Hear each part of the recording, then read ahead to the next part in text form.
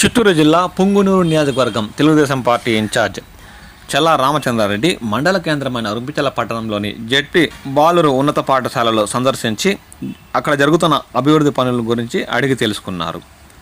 పాఠశాలలో స్టేజీ నిర్మించాలని, water tank లీకేజ్ను పరిష్కరించాలని సంబంధిత అధికారులను సూచించారు.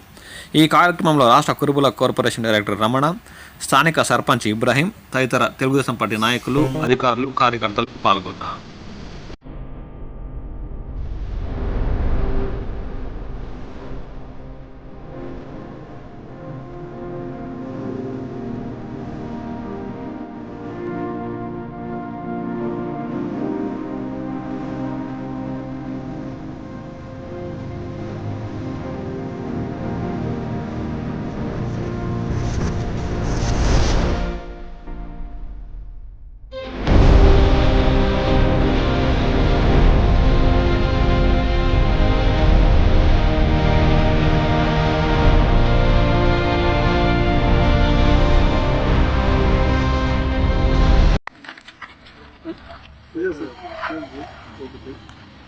కవర్ షీట్ అంటే స్టేజ్ కూడా కవర్ అవుతుంది, మీకు కవర్ షీట్ అవుతుంది.